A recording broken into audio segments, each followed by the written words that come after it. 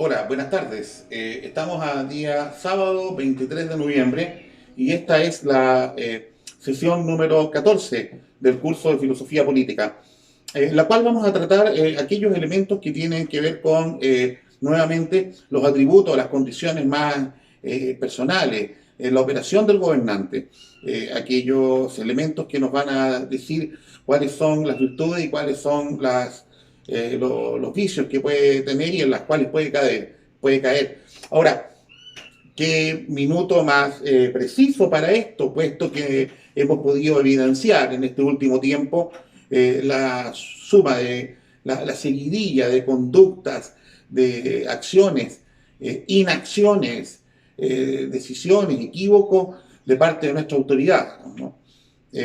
También tiene que ver con la virtud, la falta de prudencia, la falta de justicia, la injusticia, es decir, que no exista Estado de Derecho en un país es una injusticia. La poca fortaleza, particularmente la fortaleza, que lo vamos a ver ahora. ¿Mm? Habíamos estado hablando entonces de estas virtudes cardinales, que son la prudencia, que siempre gobierna todas las demás virtudes, la justicia, que tiene que ver con la virtud en lo social, la virtud con el otro, especialmente la justicia conmutativa, y ahora entramos a detallar con la fortaleza, digamos, eh, que tiene que ver, tiene su relación la fortaleza con la prudencia, en cuanto que la prudencia nos muestra el bien.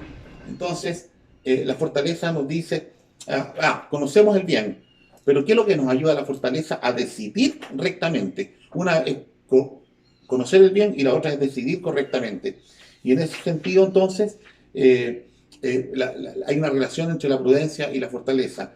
Esa relación que tiene la fortaleza ahora con la justicia, que más que la virtud de la compensación en esta relación de la justicia conmutativa entre un A y un B y un B y un A, el principio de cómo se estructura la sociedad, digamos, ¿no?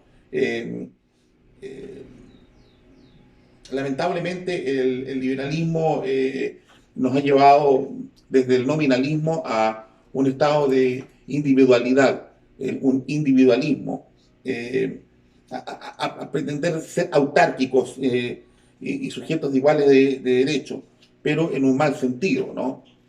Porque nos habla allí de aquellos elementos con los cuales nos vemos obligados. Ese liberalismo nos dice que somos libres, que no estamos obligados por nada. Y claro, sí estamos obligados por un mayor bien, obligados por un bien común. La fortaleza entonces y la templanza de alguna manera nos van a mostrar donde de mayor forma se ve el vicio y la virtud. De hecho, la fortaleza y la templanza suponen la existencia del mal. Ciertamente la imagen del hombre forjada por el liberalismo implica de alguna manera un falseamiento general en las cuatro virtudes cardinales, pero lo que más lejos quedó, sobre todo, el alcance de esa imagen fue el entendimiento y custodia del sentido original de la fortaleza y la templanza, cegado por su concepto burgués, optimista y mundano de la vida. El hombre ilustrado que creía muy confiadamente hallarse en su casa, en este mundo interpretado, no podía llegar al conocimiento de su puesto real sobre el que se asientan estas dos virtudes. Nos dice Rilke. Rilke nos está diciendo que allí se pierden. Y vamos a entrar a ver por qué. Porque en ese liberalismo también no voy a analizar desde el punto de vista de las estructuras ideológicas marxistas porque eh, es algo tan dicotómico, tan ajeno al tema de las virtudes que no, eh, el sujeto de análisis ahí está fuera de la realidad del análisis mismo, ¿no? O sea, no, eh, sería una pérdida de tiempo con alguien que no reconoce nada, una ideología marxista que no reconoce nada en orden al bien, pero sí el liberalismo, que nos pretende decir que sí habla de virtudes o que sí habla de alguna manifestación trascendental, pero utilizada en su bien, no en un bien ajeno ni un bien superior, sino en el bien, el hombre en sí mismo como fin último, no cegado por su concepto burgués, optimista y mundano de la vida, el hombre ilustrado, que creía confiadamente hallarse en su casa, en este mundo interpretado, en esa zona de confort. No usa esa palabra Rilke, pero es eso. No podía entonces este hombre llegar al conocimiento del supuesto real sobre qué asientan estas dos virtudes, la templanza y la fortaleza.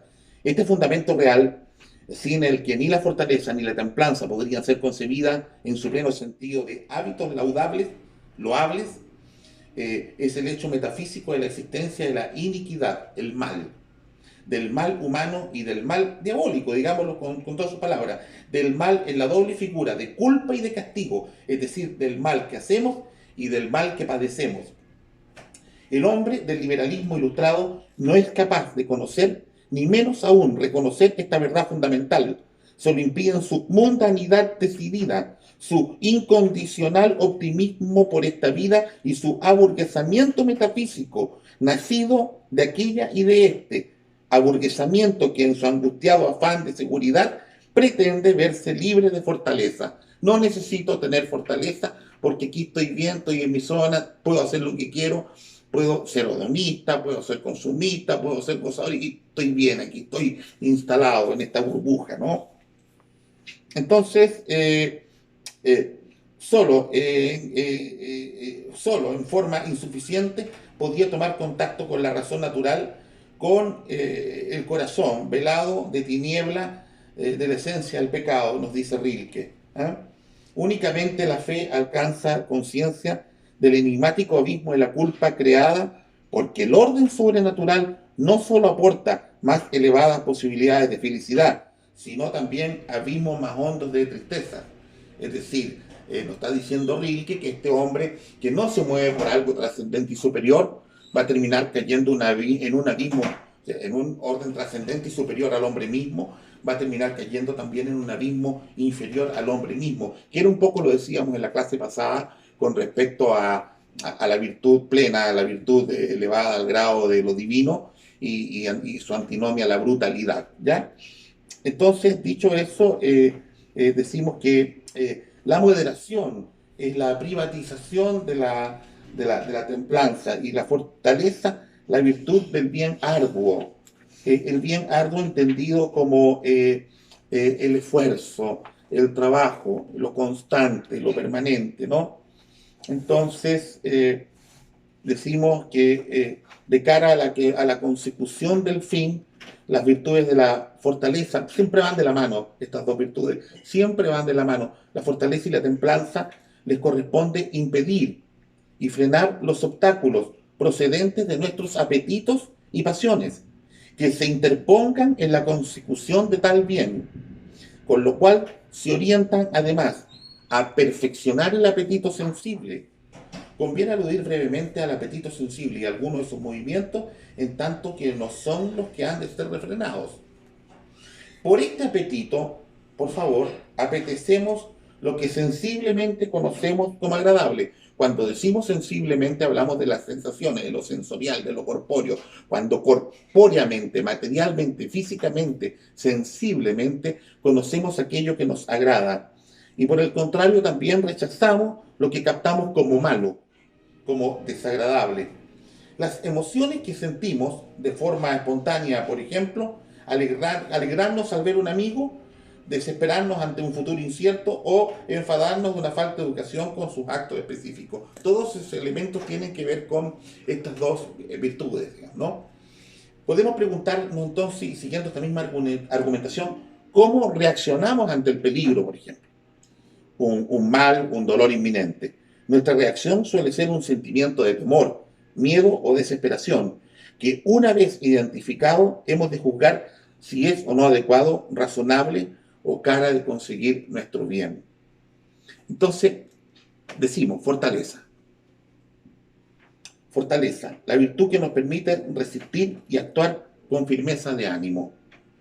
La virtud que nos permite resistir y actuar con firmeza de ánimo. Lo primero, resistir, para moderar nuestra resistencia a los obstáculos.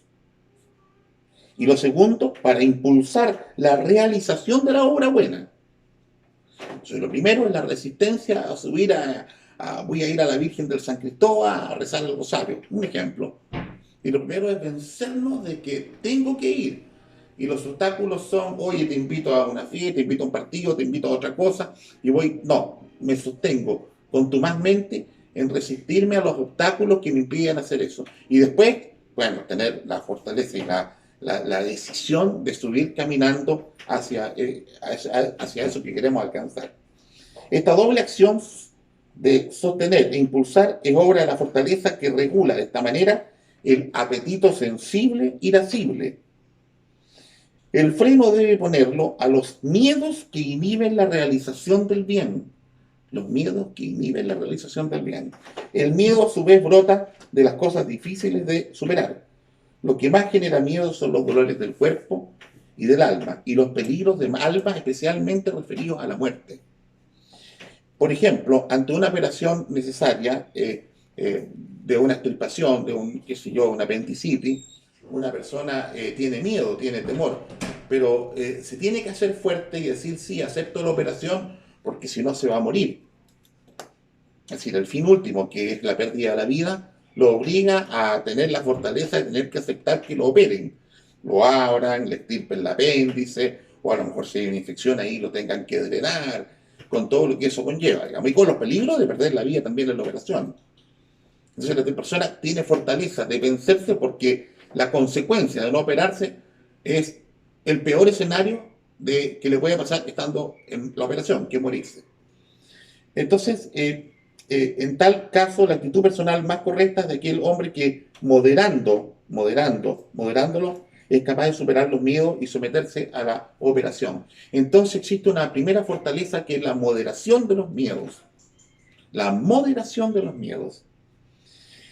Del mismo modo, el miedo circular, a ver, el miedo también a circular por una carretera en la cual llovió y después bajó mucho la temperatura y hay una escarcha en el cemento y usted baja la velocidad. ¿Por qué la baja? ¿La baja por miedo? ¿La baja por temor? ¿La baja por poner los medios para no tener un accidente? Usted actúa allí con fortaleza, actúa también, si se fija, está la prudencia detrás de ello, ¿no? Dice entonces, esta carretera con hielo puede ser bueno porque es buena en este caso, porque ese miedo funciona ahora positivamente. Ese miedo que tiene usted lo va a hacer llevar su vehículo a una velocidad mucho menor que la velocidad normal. Y eso evita que usted tenga un accidente, ¿no? Manejar con mayor precaución. Sin embargo, hay ciertos miedos, y aquí viene la parte importante de esto, hay ciertos miedos originados por lo que nosotros llamamos peligros imaginarios, que dificultan la consecución del bien. Así la pregunta, por ejemplo, cuando el niño rompe el jarrón, los dos hermanos que están en su casa, chiquitos de 9 y 10 años, rompen un jarrón y se quedan callados, lo decimos o no lo decimos. Entonces está el miedo aquí a la reprimenda por romper el jarrón. Pero entonces van a decir, tienen la tremenda lucha intestina permanente que siempre tiene la persona humana entre dos bienes, en una decisión, entre dos bienes ilícitos. ¿Le cuento a mi madre que rompí los jarrones o no le cuento? Si no le cuento, tengo el bien de que no me pasó nada y estoy tranquilo, aparentemente, y todo bien. Pero si le cuento, me van a reprimir, pero también tengo la ventaja de sentir la honestidad y la transparencia. En cambio, si no le cuento, voy a dormir mal, voy a estar con la conciencia intranquilo. ¿Te fijas? Los pros y los contras de esto. Entonces, dice, estos niños dicen, solo aquel que es audaz porque ama la verdad y es capaz de asumir las consecuencias de obrar conforme a la justicia, en este caso, las aparentes incomprensiones del resto, pondrá en práctica la fortaleza. Por eso se ve como en este ejemplo, la honestidad brota de la fortaleza del ánimo. Esa fortaleza lo lleva a ser honesto. Las virtudes están todas concatenadas, también los vicios. Un vicio lleva a otro y a otro y a otro, y una virtud lleva a otra y otra.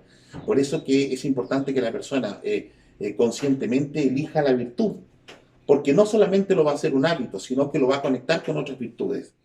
El tipo que tiene fortaleza y tiene templanza termina siendo justo, termina siendo honesto, termina siendo prudente, termina siendo magnánimo, termina siendo humilde. La fortaleza, como toda virtud moral, se sitúa entre dos excesos. El temor excesivo, que reprime la impavidez o temeridad. Repito, la fortaleza como virtud moral se sitúa entre dos excesos: el temor excesivo, retraído ahí, o la temeridad y la impavidez. El primero, el temor excesivo, se da en tanto que el hombre teme lo que no conviene, o más de lo que le conviene. Y el segundo, la temeridad, se da por defecto en el temor en cuanto no se teme a lo que se debe temer, a lo que se debe temer. El término medio es la fortaleza o valentía, que pusimos este ejemplo en la clase pasada, que previa a la reflexión nos hace afrontar los miedos injustificados o no racionales, pero sin exponerse a los peligros innecesarios o superiores a nuestras fuerzas, es decir, el justo medio. No nos exponemos a aquello que escapa a nuestras fuerzas y a nuestras posibilidades, ni tampoco nos quedamos en un acto de pusilanimidad, de cobardía y de falta de operación.